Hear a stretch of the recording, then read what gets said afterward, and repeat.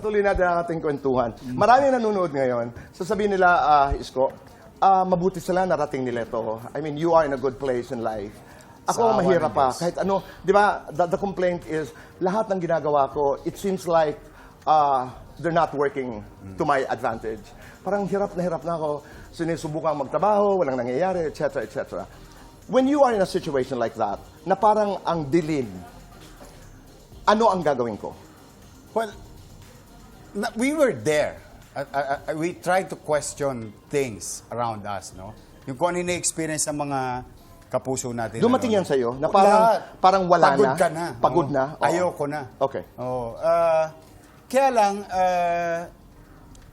you need friends or people around you that can inspire you. Pwede yan nanay mo. O pwede yan tatay mo, or kapatid mo, kaibigan Makahanap ka ng purpose, ng reason. Yes, yung purpose, why you exist. Ganda nun. Ano bang value ko sa buhay? Anong add-on ko sa society? Kasi minsan, baka hindi lang natin nakikita yung value natin sa sarili natin. Because ang nakapokus tayo, nakatingin lang tayo doon sa pangarap natin. Right. So sometimes, masarap din tumingin sa salamin.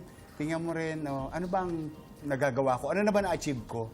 And it takes time. Tito Boya, it takes time. It does. Salamat sa Diyos kung nasaan man ako ngayon. Salamat sa mga taong nagbigay sa akin ng pagkakataon. GMA7, Kuya Germs, Daddy Wawi, Lars Santiago. Many people around me nagbigay sa akin ng pagkakataon. But it didn't happen overnight. Tama. It takes time. So it's the persistency and consistency of what you're doing and excelling from your field of undertaking. At kailangan patient. Kailangan patient. Patience, As Mother Nature, sabi nga nila, is a patient artist.